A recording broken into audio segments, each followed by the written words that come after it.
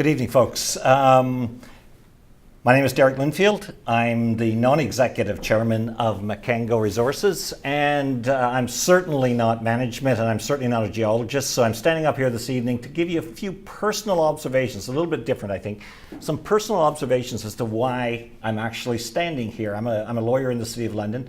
I was a lawyer for two guys who walked into my office and said they had a great project that they were working on in Malawi and wanted to take it to listing. Listing initially in Toronto, and being a Canadian lawyer, it was right up my alley. We talked a lot about what was going on, the project. I went out to Malawi, got very, very excited about the project, very, very excited about the country. What a fabulous country, a great place to go, wonderful people, called the warm heart of Africa for a reason, and a great country to work in, despite what some have said, and you may have seen some things. I mean, fabulous infrastructure, great roads that go close to our project, a brand new railway. These are the kinds of things that got me excited. The other guys get excited about the geology, and they'll tell you all about that. They'll tell you all about the demand side and why I'm an investor, and I'm a big investor in the company, mainly because of the demand side as well as the supply side. We've got great opportunities here for growth in new technologies, all of which need the product that we can produce out of Malawi. Very short introduction. Let me introduce the two managers of the company, basically partners who started this company. Will Dawes sitting over here, who's not presenting tonight, and Alex Lemon. Will's our CEO, Alex is president. I always say they're tied at the hip. Two great guys who I knew could take a project, if anybody could take a project and make it happen, these are the two guys who could do it. So that's why I'm here tonight. I'm going to let Alex do the actual presentation. I'm sure he's going to get you very excited about where rare earths are going, and hopefully get you so excited about the fact that we can supply those rare earths that you too become investors in the company. Turn it over to you, Alex. Thank you everyone for coming along this evening to this Share Talk gathering. First of all, just to thank Alex McKinley and Share Talk for setting this up and inviting us here this evening. It's great to see so many of our shareholders in the audience. It's a great pleasure for us to come up here and be able to give you a new update and to talk more about Mkango and our great project in Malawi. Also, thank you, Zach, for the introduction. And I guess let's start. We've got a disclaimer. Now, Derek's just introduced himself. He's our non-executive chairman. He's also a lawyer. So unlike some other companies, we actually have a two-page disclaimer. What I'm going to do now, I'm going to show you a film, and we'll talk about that at the end.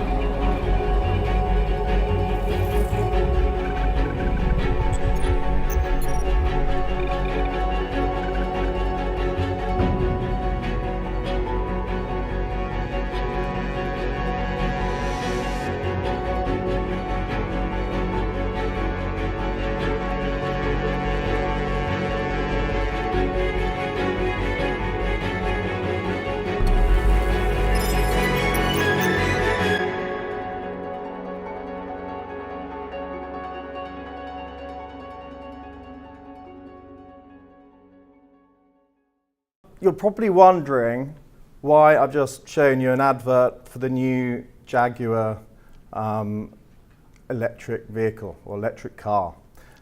It's not because they're paying us to advertise for them. It's actually because of the importance of the electric vehicle market. 50% of rare earth demand is geared to clean technologies. The applications are key to to future demand, to future rare earth prices. Hybrid and electric vehicles are incredibly important. No doubt you've seen lots of mini cabs which are Prius. This is the well-known diagram showing all the rare earths that are used in a Toyota Prius. The important areas, particularly for us as a company, are the rare earths neodymium, praseodymium, dysprosium and terbium, because they're used to make permanent magnets which are used in the electric motors. Mkango, with our project in Malawi, is planning to produce approximately 1,000 tons per year of rare earths that are used in these permanent magnets which are used to drive these electric motors. There's also, of course, wind turbine motors as well. There's other applications, everything from hard drive disks in computers to consumer technology, iPhones, Android phones. And I want to talk to you about, for us, what the key drivers are for the market going forward. I've already mentioned to you the Jaguar I-Pace. It's very exciting. It was announced earlier last week in Los Angeles at the motor show. It's taken the whole market by storm, that suddenly we've got a situation where a company like Jaguar are taking the electric vehicle market seriously. I can remember when Clive Sinclair brought out the C5, and it was an absolute joke. You know, no one really took it seriously. But we're at a point now in the world where things are changing. There's a revolution taking place, and it's happening today, and it's happening actually just down the road from here in Coventry. Yesterday, Jaguar announced that they're in talks with the government to get £450 million worth of investment to improve infrastructure in the Coventry area so that they can build proper factories for their electric vehicles. Currently, they're going to be making the Jaguar I-Pace in Austria, simply because there's a factory already there, set up and tooled up, ready to start. The number at the top of this page is important, 60%. The electric car sales grew in 2015 by 60%. That number is interesting. It's also the growth number or percentage that Tesla have for their cars, their electric vehicles. It's also the 60%. 106 years ago, there was a gentleman in America called Henry T. Ford. He brought out the T Ford, which was an inflection point 100 years ago when we went from horse and cart to petrol-driven combustion engine vehicles. We believe, and what we're seeing, is that suddenly we've got the Paris Agreement for climate change was all signed up, not just by European countries or the US, but by countries such as China. The world's taking it seriously. Governments are changing their view on climate change, environment, pollution. You can see here the other manufacturers. VW, 30 new electric vehicle models by 2025. Toyota bringing out new electric SUVs by 2020. Ford are investing $4.5 billion and bringing out 13 new electric vehicles by 2020. General Motors, Daimler, Mercedes, they announced today a €10 billion investment in electric vehicles. They're saying by 2025, all of their major models will be electric. Nissan are already selling the top-selling Leaf, and BMW, they're electrifying all their models by 2030. They also believe everything will go towards autonomous driving and everything will be connected by the net. You can see some of the vehicles at the bottom here. That's an electric Audi estate car, which you can actually buy today. That's the Chevy Bolt. That's the Mercedes, Nissan Leaf, and BMW. BHP Billiton, they're getting excited because they produce copper, which is also used in the electric vehicles. They're estimating 140 million electric vehicles within 20 years. This is a game changer, and I just want for you to understand the importance to us as a company producing rare earths. We've been in a bear market for the last 6 years or 5 years, rare earth prices have been gradually coming down, and we believe that we're now at a point where prices are now rising. Metal Pages this week announced that Chinese prices for rare earths are starting to increase and go up. Wind power, another very important area and demand growth area for rare earths, and for the rare earths that we're going to be producing in Malawi at our Songwe project. Again, neodymium, dysprosium, which are used particularly in the direct drive wind turbine motors.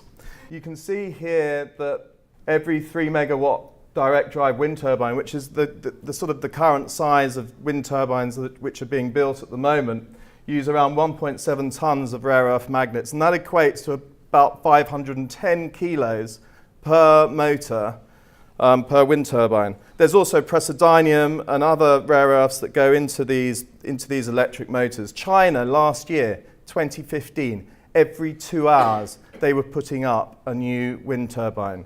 The demand in China between now and 2020, they're looking at about 10,000 direct drive wind turbines which are going to be built and erected in the country. That's just in China. So it's a very exciting drive, sort of growth drive area for our product. Magnetic refrigeration systems. This is a system which was first used on the space shuttle. Cambridge University set up a company called Camfridge. It's been going for about 4 or 5 years. They're at the forefront of designing magnetic refrigeration systems. This is a game changer. They're already working with Beko, Indesit, Whirlpool to commercialize the refrigeration systems for the domestic white goods market. This is happening now. Cooltech, they're based in France. They've already got, you can see the picture on the right, magnet refrigeration systems for the commercial sector already being tested in their supermarkets. Refrigeration systems account for about 17% of global electric consumption. By using magnetic refrigeration systems, not only is it environmentally more friendly because you don't use CFC gases, there's no gas leakages, but it uses generally 40% less energy, some of them up to 50%. They're cheaper and you can use it for cooling and heating. You know, the world is changing and there's some very exciting applications. This is all leading into what the market analysts are saying. As well as prices starting to creep up in China, you've got groups like Roskill, you've got Adamas Intelligence. A lot of the top commentators on this sector are all talking about a strong case for recovery, and we're seeing it starting to happen. There needs to be new rare earth sources in the world to keep and sustain this magnet demand. It's not all about rare earths in China. There needs to be other rare earth sources and supplies in the rest of the world. Where are we getting these from? Well, it's Malawi. Malawi for us is really the warm heart of Africa. It's a fantastic country. We have a great relationship with the government. I've been working there for the last 10 years. We're very fortunate in the fact that in the south of the country where we're working, in this red area here, it's a world-class, underdeveloped rare earth mineral province. There's other major world-class rare earth deposits in the area. The transport infrastructure is fantastic. Vale have very kindly built a brand new railway line across Malawi, which links up to a Mozambique line, which has been refurbished out to Nacala. Where it used to take 4 days to get from Blantyre across to Nacala, it now takes less than 24 hours. This is key to our project because we're going to be bringing in equipment on this line and also bringing in reagents to our project. The Songwe Hills project, it's a hill, it's got long mine life, broad zones of mineralization. We've done a huge amount of work on it. We've put out a pre-feasibility study, and what I would like to say is that there's 3 different levels through the exploration path. There's a PEA, a pre-economic assessment, which doesn't give you the real detail. It doesn't really give you the proper economic pointers for the project. We jumped a step. We were so confident in this project that the numbers worked. We moved it into a pre-feasibility study, which we've completed, and we've also updated in November 2015 prior to us listing on the onto AIM. The infrastructure, as I've already mentioned and Derek mentioned, is fantastic. You know, this isn't a map of Birmingham and the surrounding areas. This is Malawi in East Central Africa. You probably, if you had a stamp collection, you would have known it as Nyasaland. But we're very fortunate. There's paved roads to site. This is Blantyre, where there's an international airport. We're 1.5 hour drive to our project just in here. There's going to be a new dry port, which is connected on the new railway line, which cuts through here. You can see we're very close to the railway line. In Liwonde here, there's going to be a big container dry port, which they've already broken ground on, and they're already starting to construct. There's also a new Chinese coal-fired power station being built just off the railway line here. Again, as the crow flies, very close to our project. However, our project, we're actually going to be co-generating electricity from our sulfuric acid plant, so we actually need minimal amounts of electricity for our project. We've got a long track record in a very short amount of time. We first were awarded the license for the Songwe rare earth project in January 2010. Later that year, we were awarded a uranium exploration project called the Thambani license. And then within a year, we managed to do enough work on the exploration, and it was pretty much a greenfield, very early stage exploration project. The Japanese, interestingly, 25 years ago, did a government-to-government project on the geology, looking at our Songwe project and also other rare earth projects in the country. It's amazing to think that 25 years ago, the Japanese already knew that there was going to be demand for rare earths in the world. We listed on the TSX Venture Exchange in January 2011. And then we raised 7.8 million Canadian dollars, and we went straight into a diamond drilling program. Both Will and myself, we met 25 years ago when we were doing a master's together at Royal School of Mines, Imperial College. We're by training exploration geologists. This has enabled us to reduce costs considerably, but also to help ensure that our drilling program would be a great success. And we got our maiden resource out in November 2012. This was after 6,850 meters of drilling, approximately 7 kilometers. We updated the pre-feasibility study for Songwe in November 2015, and as you know, listed on AIM in June this year. And I believe we were one of the first natural resources companies to list on AIM for at least a year. We've spent approximately £7 million to date over 5 years. We've rapidly moved the project from a very early stage to a development stage. Derek's already mentioned a bit about ourselves. I won't dwell on any of this, but it's just to give you an idea of our technical team, our technical expertise, financial background, and legal expertise.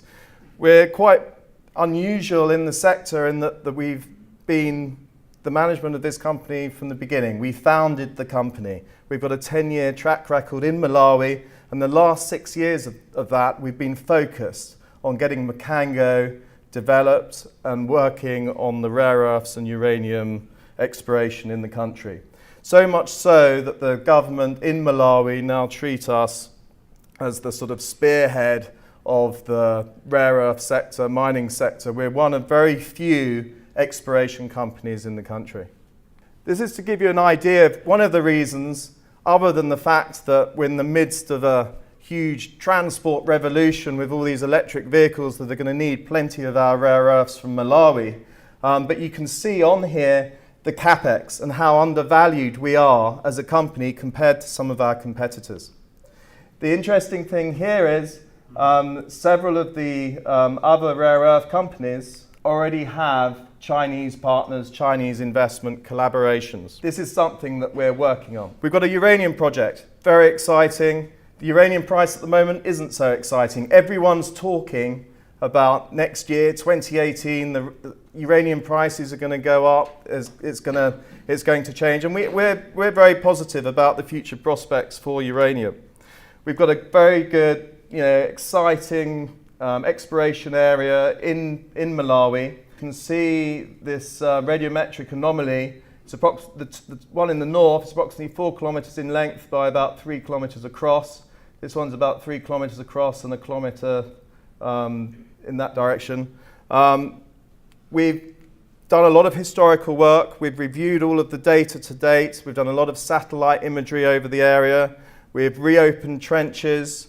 We've done geological mapping.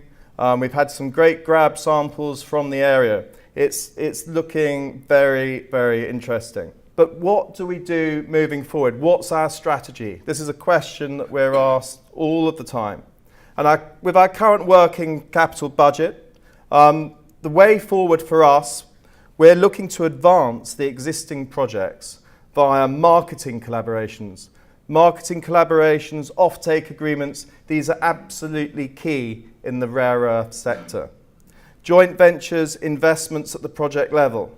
It's a focus that the management team are working on very closely, and we have we're exploring many different opportunities at the current time. Importantly for us, and quite unusual I think in the exploration sector, is that we have a strong focus on research collaborations. And that's and that enables us to save a lot of funding. We're able to do a lot more exploration for a much smaller amount of investment. We have currently we have a research grant from NERC, from the UK government, along with University of Exeter. We have a PhD student working on flotation optimization at Camborne School of Mines. We are also working with High Tech Out Carb. That's a 5.3 million euro grant to about 20 partners. We're one of the partners. We've just had a workshop in Malawi where we've had 39 of the world's top professors and doctors of geology, geophysics, mineralogy come and visit Songwe, and also to look at our other exploration areas. It's been a great success. No company can hope to bring all of this academic brilliance into a room and be looking at our project. It saves us a huge amount in costs and consulting fees working on these collaborations. We also work on the CSR. CSR is very important for us. You may have heard recently that Oxfam Malawi, and I don't quite know why a group like Oxfam would actually be looking at the mining sector, but unfortunately NGOs in the world do look at the natural resources sector. But we work very closely with UK government, with Malawi government, with institutions such as the University of Exeter. And we're working together on building up CSR, the corporate social responsibility projects, and capacity building in the universities in Malawi, but also in our communities.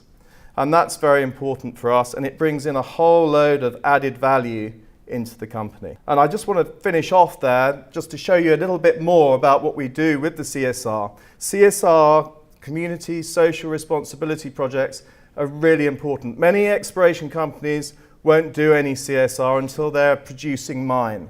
But we believe that a social license is very important in a country. It's very important to know personally the 14 chiefs of the communities surrounding your project. It's important to know what the issues and problems are. We're their guests in that country, and we're trying to improve their lives and also at the same time make a good profit for our investors and shareholders. So I'll just finish off with a short video and then take questions afterwards.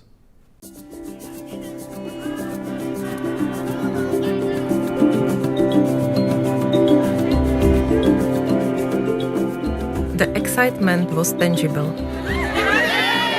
Smiles and celebrations everywhere. Expectations high.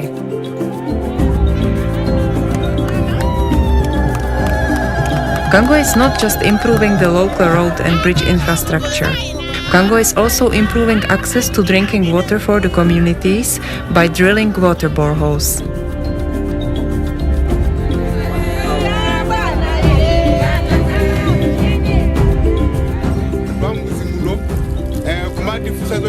mafuta anji omwe mukukumana nawo and ife tinafotokozera zoti mafuta amene tikukumana nawo ife muzi muno ndi amadzi.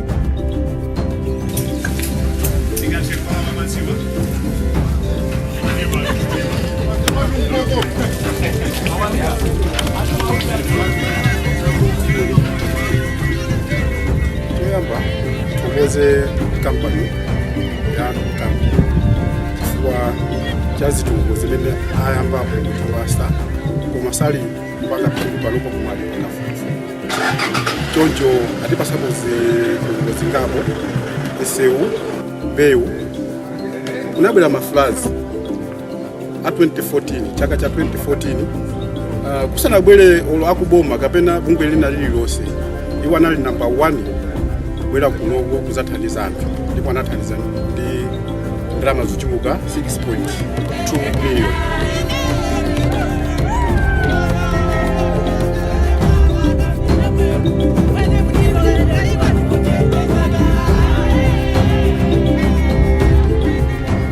It's very amazing because when we came first, we didn't know, exploration is you're actually coming in the dark. You don't know anything until when you start drilling. And for ourselves, we're lucky. We drilled and found what we were looking for. And what we were looking for were the rare earths. Mkango country director Barton Kachinjika took time to praise another of Mkango's contribution to the schools in the area, the Happy Classrooms. And we did these classrooms, and you come in when they're teaching. A project aimed at improving learning conditions and standards in primary schools, conducted by Bongo, a Malawian non-profit organization. But you can just show Mkango-sponsored Football and Netball Cup is an annual competition played between 10 teams from 14 villages around the area where Mkango is exploring for rare earths. This was 500,000. This has helped a lot our boys in the community in the sense that they will get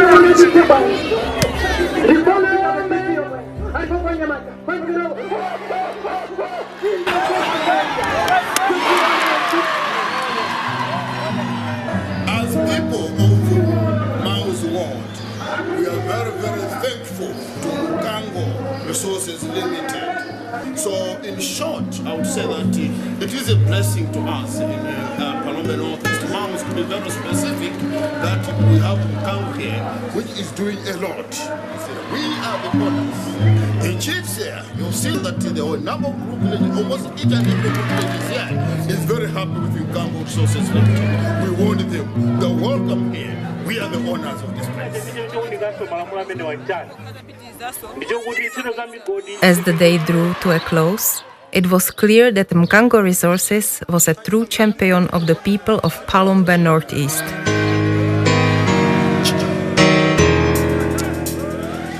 A genuine partner in development.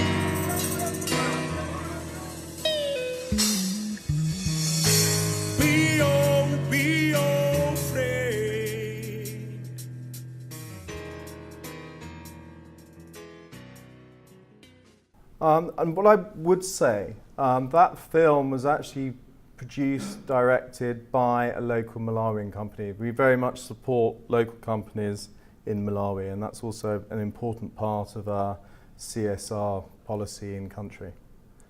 And I think that's about it. If there's any questions.